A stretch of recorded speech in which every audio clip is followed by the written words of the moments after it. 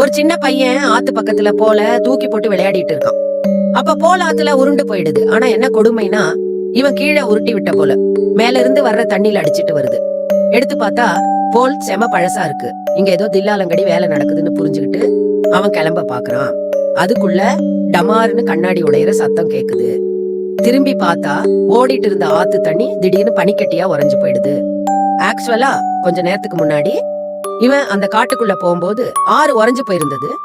இவன் போன கொஞ்ச நேரத்திலேயே அது தண்ணியா மாறிடுச்சு. இப்ப திரும்ப வெளியில வரும்போது மறுபடியும் பனிக்கட்டியா மாறுறத பார்த்து பையன் பயந்து மிரண்டுடுறான். காட்டுல இருந்து வெளியில வந்து அவங்க அம்மா வேலை செய்யற கம்பெனி வாசல்ல நின்னு வெயிட் பண்றான். அப்ப வானத்துல இவன் இது வரைக்கும் பார்க்காத புது மாடல் ஏதோ ஒண்ணு பறந்து போகுது.